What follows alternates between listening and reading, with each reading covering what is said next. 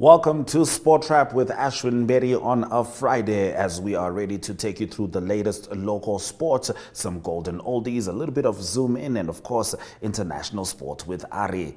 Let's get into it with the hit list.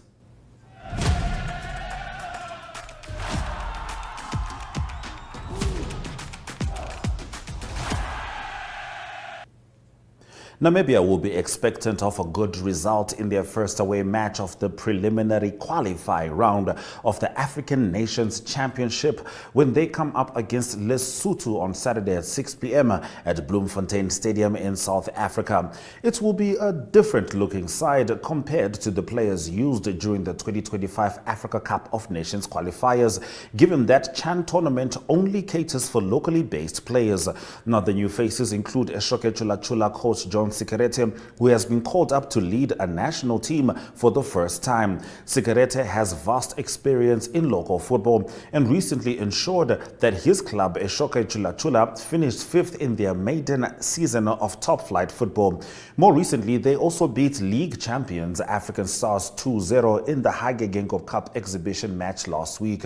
The coach is, however, tasked with ensuring that the representative national team fielded with local players passes its first hurdle by beating Lesotho over 2 legs in the next week.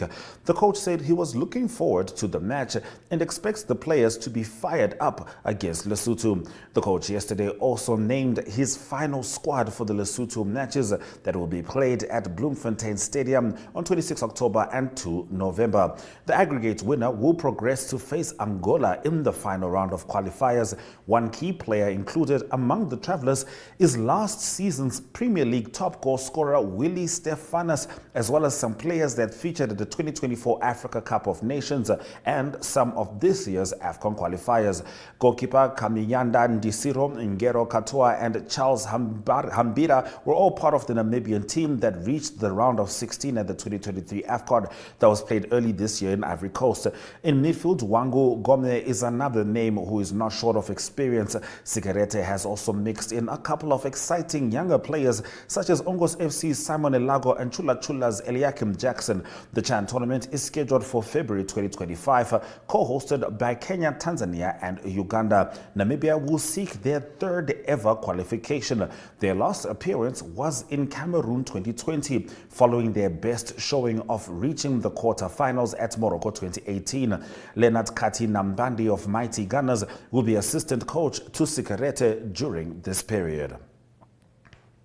Now, runners across the world, including Namibia, have taken inspiration from the most unthinkable world record set by 3 Belgians who ran nearly 738 kilometers in 4 days and 14 hours during the 3rd Backyard Ultra Team World Championship. Starting their race at 2 p.m. last Saturday, no time difference with the start in Namibia, Belgium's top 3 ultra athletes continued with no sleep in the non-stop competition until the early hours of Thursday.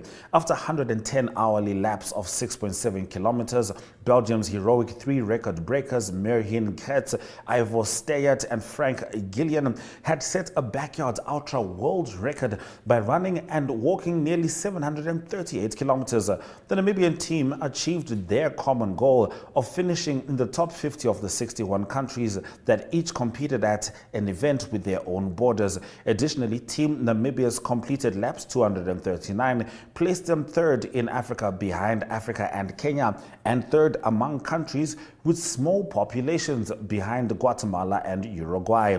At Soccerman's Gecko Ridge, Namibia's individual winner Andre Ross improved his national record from 22 hourly loops to 26. In the process, he also booked his place to compete at next year's Backyard Ultra World Championship in the USA. Afterwards, Ross was overwhelmed with emotion and struggled to keep back the tears. Now, the recently concluded Namibian Gymnastics Federation's Novice Rhythmic Gymnastics National Championships, hosted by Windhoek Rhythmic Club, saw Annabel Esthuizen from Elite Rhythmic crowned champion of the Level 3 category to clinch the floating trophy. Eva Koff of Walvis Bay Gymnastics reigned supreme at Level 2, with Mavi Matthews of Walvis Bay Gymnastics winning the Level 1 category. The event brought together over 250 novice features rhythmic gymnasts from across the country who showcase their grace and precision in pursuit of top honors and the opportunity to advance to the intermediate level. Now, the participating clubs included Parkies Rhythmic Gymnastics, Tsumeb Gymnastics, Vinduk Rhythmic Gymnastics, Infinity Rhythmic Gymnastics, Atlantic Gymnastics, Ocean View Rhythmic Gymnastics, and Elite Rhythmic Gymnastics. Britt Adonis Bale, who is one of the event organizers, expressed satisfaction with the event, highlighting its importance in determining which gymnasts advance to the next level. She explained that level 1, where gymnasts perform routines with the rope as well as free dance, serves as the entry level for the youngest participants in the sport. The hoops, clubs, and ribbon elements are additions during the more advanced levels. The NGF's Senior National Championship for levels 4 to Senior Olympic level will be hosted today and Saturday by Infinity Rhythmic Gymnastics at Walvish Bay Indoor Sports Complex. In today's Zoom-In segment after the break, we're going to be looking again at the Salute Boxing Academy's event set to happen on 7 December.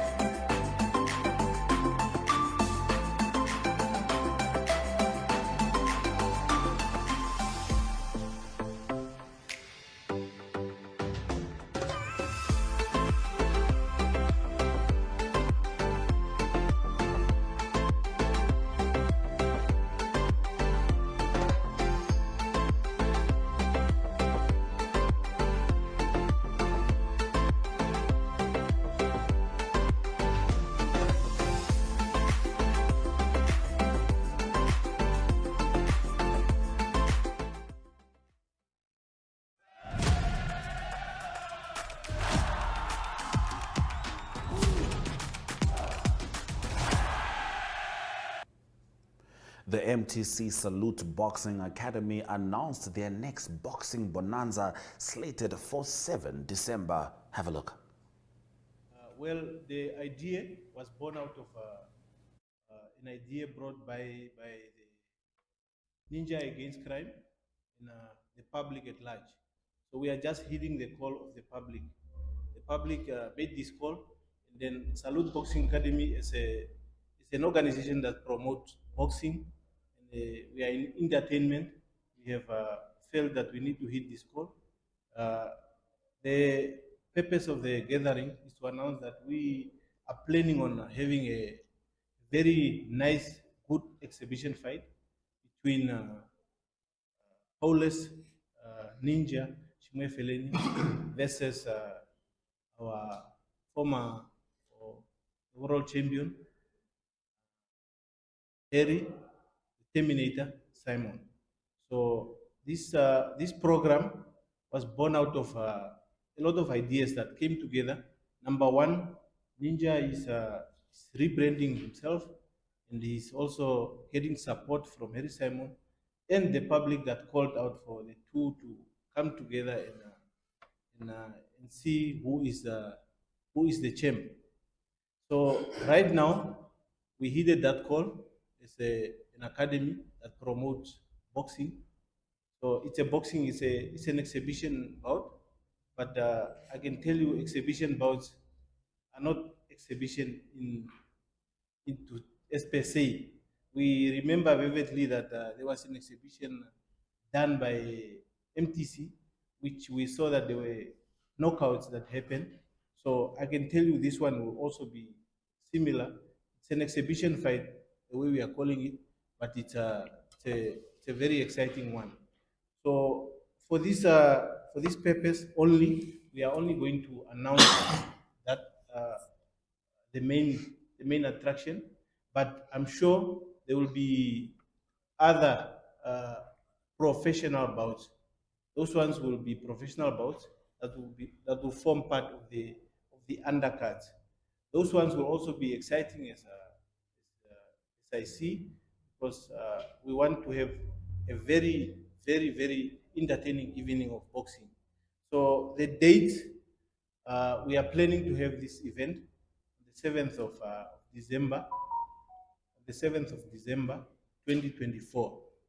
The venue will be announced, because as we have been conducting our small research, all other people want this event to be part of to be in their region. So we are still busy negotiating with those that really wants this event to be in their region. So there is logistical needs that will be met. So whoever is coming on board to help us meet some of these logistical needs, for sure the event will go to their region and their towns that wants to host this event. So from my side, that was the small announcement I had to make. But maybe just to add, as we said, Ninja is rebranding. So this fight is organized not only for the purpose of entertainment or boxing per se, but there is a message that this event will be carrying out there. And it's the message against crime, gender-based violence, and all the other evils society is facing today. So we are, as an academy, assisting in the rebranding of Ninja. We are just supporting him in his quest, because he wants to have a message out there. So we want to be part of the message that he's carrying out there. And Harry Simon, being also a champion that he is, he felt that he also needs to support this call. So we are all in it to have that message go out there to the public, that crime is not good, and then all the other social evils of society should come to an end. First of all, I am excited to announce that Mr. Paulo Shimwefereni, well known as Ninja, whom we all are aware that he recently got his freedom after serving 26 years. He holds a record of almost an inmate, a Namibian inmate, who has served longer in correctional facility. And he came out a very well rehabilitated man, as you can see him here. His coming out owe a lot to the Namibian nation, and Mr. Ninja himself want to give back all what he have lost during the 26 years that he has been in correctional facility. He said he owe a lot to the nation, he owe a lot to the Namibian community, and that resulted in us starting up a brand in his name. The initiative was his initiative together with me, who is now the brand manager, and a co-founder with him as a founder. And yes, the brand has stood up. The brand is standing. It's a baby brand, and it's a brand that is going to unleash a lot of potentials and is going to put a lot of stops to crimes being committed in our communities. And when you meet him now, you must just not call him Ninja only. He has got a surname now. His full name now is Ninja Against Crime. That is now the brand. That is now the brand that is up there to go out there and do charitable works. Ninja will be involved in charitable works to combat gender-based violences, that is crime of every day. Ninja would want to coach all the crime organizing schemes and schedules and gangs that we see in the country. He would want to make sure that he helps those people by talking to them, by talking to naughty kids, criminals, by going to prison and talk to inmates, going to school and talk to children to make Namibia a safe place. So out of that, an idea came out that has been supported now by the former champion and still the champion, Harry Simon, the Terminator, to say yes, they need funds. They need a bit of funds to move in order to make that a reality, in order to go and speak to the school, in order to go and assist the women and men networks that we have in different regions combating crimes. In order to reach them, they need funds. And then they came up with an idea to hold out an exhibition. This exhibition fight is going to take place. It's going to be an interesting activity. It's going to be an interesting entertainment in the history of sport in the country. And this is why it needs a call of everybody. And we are going to make it happen as planned on the 7th of December, 2024. Yes, the purpose of that, like I said, is to combat crime, is to give support to the teams that are combating crime on the ground, especially the men and women network that are doing that without any assistance. Therefore, Ninja Against Crime has come on board now. I would want to wish them all the best during their preparations and toward making this event a reality. This came about when it was July mid-2024, when the media reported that the Namibian police have recorded a total of 110,551 criminal cases during their financial year 2023-2024, which is equal to about 300 criminal cases being reported on a daily in Namibia. This is shocking, and that's when Harry Simon and Ninja realized the boy child needs extra intervention. With 31 fights and 31 wins, Ninja is about to feel the power of Harry Simon's punch. This will be the biggest unsanctioned fight in Namibia in the name of creating awareness for a safer Namibia. After the fight, the two patrons are planned to travel nationally to engage with the boy child and share their experiences, as well as motivate the boy child to deter from self-harm, the world of crime, and the abuse of our women and children. This inspiring mind shift needed to minimize crime requires individuals, parents, SMEs, businesses, businessmen and businesswomen of Namibia to hold hands to make it a success.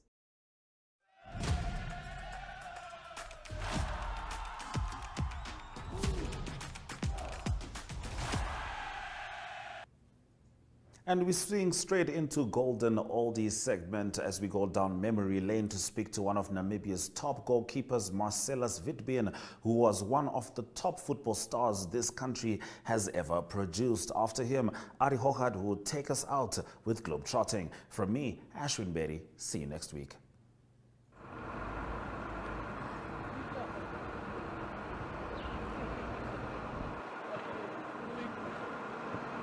Spot rep is here. That is Itumep again. That is with a former goalkeeper, a legend, the first goalkeeper for the national team. That was in the 90s. He went on to play, that is for Chief Santos, and as well as Black Africa, that is in the Premier League.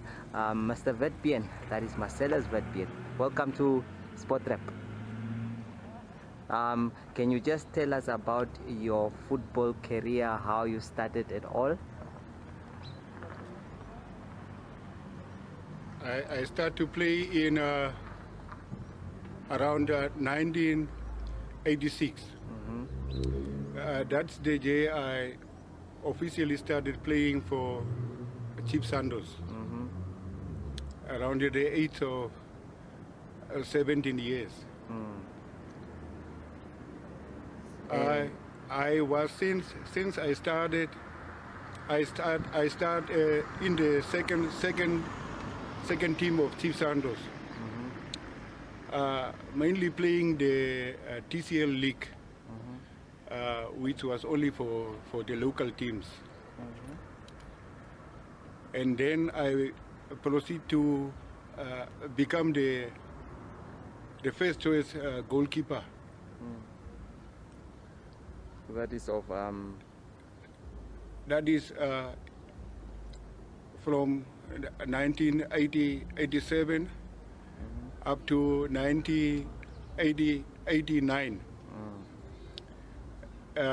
where I joined Black Africa, and it was just a short term with Black Africa, and then I returned back to Chief Sandos, and most of my playing time I was with Chief Sandos.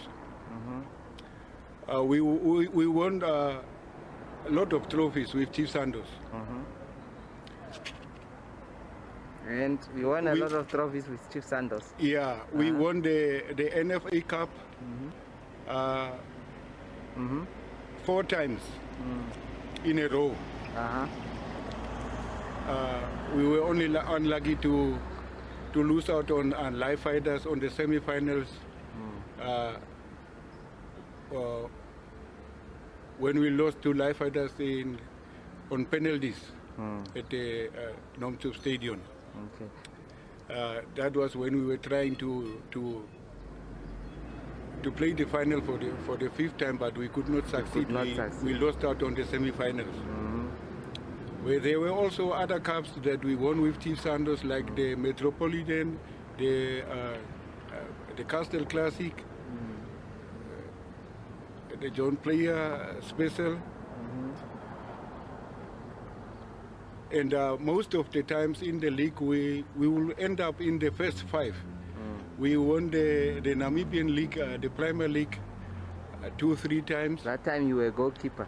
Yeah, in all these matches, I was the main goalkeeper. I was the first choice goalkeeper. I was selected as the first national goalkeeper in 1990 when we got the independence for the Brave Warriors.